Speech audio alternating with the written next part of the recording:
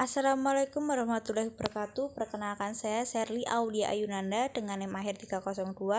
Kali ini saya akan membahas sedikit materi tentang siasah maliyah dalam materi fikih siasah dengan dosen pengampu Bapak Danu Ari Setianto. Yang pertama ada pengertian siasah maliyah.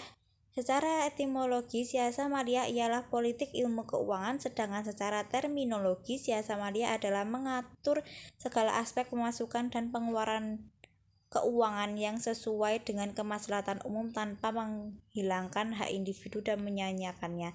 Lalu ada dasar hukumnya. Dasar hukumnya terdapat dalam Quran surat Al-Hajj ayat 7. Lalu ada sumber siasah maliyah.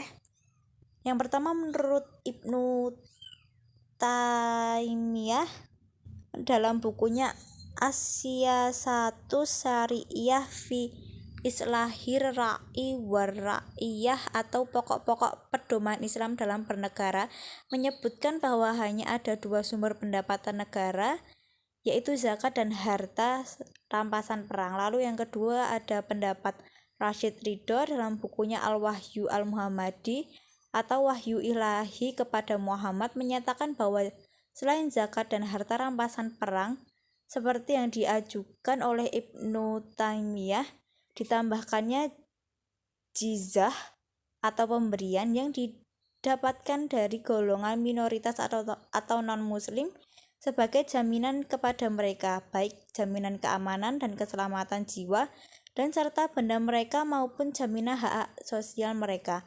Lalu yang ketiga ada Yusuf Qaradawi yang menyatakan selain hal-hal di atas, pajak merupakan salah satu sumber pendapatan negara karena jika hanya ada 3 macam sumber pendapatan negara, dapat dipastikan pendapatan tersebut tidak mungkin dapat membiayai semua kegiatan negara yang makin hari makin luas dan besar.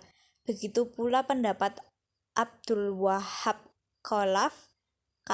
Kahalaf yang sama halnya dengan Qaradawi. Beliau pun menambahkan harta pusaka orang yang tidak meninggalkan ahli waris termasuk dari sumber keuangan negara. Lalu ada konsep keuangan negara. Yang pertama ada Baitul Mal atau wilayah al-mal. Ketentuan syariat baik Al-Quran maupun hadis Nabi SAW yang mengatur secara langsung masalah Baitul Mal ini memang tidak ada ketentuan syar'i yang kita peroleh hanya dari atsar para Khulafaur Rasyidin yang dilakukan dalam praktek penyelenggaraan negara. Meskipun demikian, posisi Baitul Mal begitu penting bagi kehidupan negara Islam sebagai lembaga penyimpanan harta kekayaan negara yang bertanggung jawab atas harta kekayaan negara baik dalam pemasukannya, penyimpanan dan pengeluarannya sudah menjadi keharusan di dalam sistem negara Islam. Lalu yang kedua ada jizah. Jizah menurut jizah sendiri adalah pungutan harta yang dikenakan atas setiap kepala. Kata jizah ini diambil dari kata al-jaza yang artinya balasan, sehingga dapat bermakna iuran negara yang diwajibkan atas orang-orang ahli kitab sebagai imbalan bagi usaha membela mereka dan melindungi mereka, atau sebagai imbalan bahwa mereka memperoleh apa yang diperoleh orang-orang Islam sendiri, baik dalam kemerdekaan diri, pemeliharaan harta, kehormatan dan agama. Jizah merupakan harta umum yang dibagikan untuk kemaslahatan rakyat dan wajib diambil setiap 1 tahun. Jizah sendiri ditinjau dari kadarnya ada 2 macam, yaitu yang pertama ada jizah sulsiyah, yaitu jizah yang dikenakan berdasarkan perdamaian sudah tentu kadarnya sesuai dengan apa yang disepakati. Lalu yang kedua ada jizah ghair suliyah. Jizah ghair suliyah dalam hal ini membagi golongan zimmi menjadi 3 kriteria. Yang pertama ada golongan orang-orang kaya, bagi mereka dikenakan 48 dirham. Lalu golongan menengah yang dibagi menjadi yang dikenakan kepada mereka adalah 24 dirham. Lalu golongan fakir yang masih dapat bekerja, bagi mereka dikenakan 12 dirham. Ini menurut pendapat Imam Hanafi.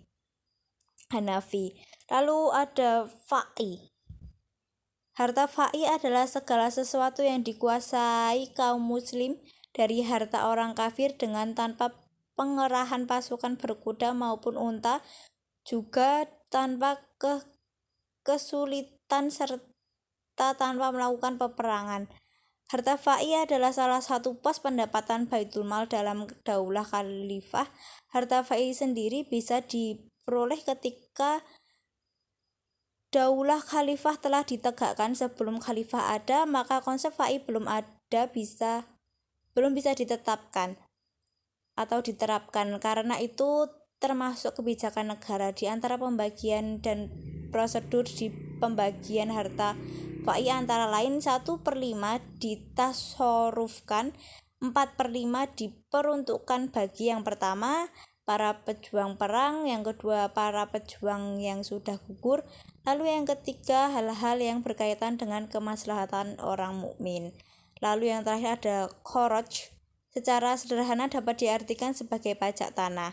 Pajak tanah ini dibebankan atas tanah non-muslim, dan dalam hal ini tertentu juga dapat dibebankan atas umat muslim.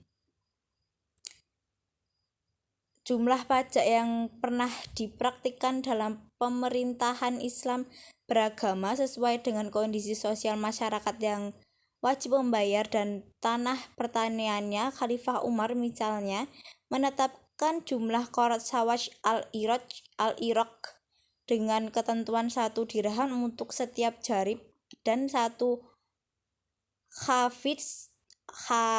hafid gandum untuk tanah yang berdiri dari sejumlah sungai dan kanal. Untuk tanah sawat, komposisi jumlah pajak per jarib adalah anggur 10 dirham, kurma 8 dirham, tebu 6 dirham, gandum 4 dirham, kapas 5 dirham. Itu saja penjelasan dari saya. Bila ada kesalahan kata yang saya sengaja maupun saya tidak sengaja, saya mohon maaf sebesar-besarnya. Billahi taufiq wal hidayah. Wassalamualaikum warahmatullahi wabarakatuh.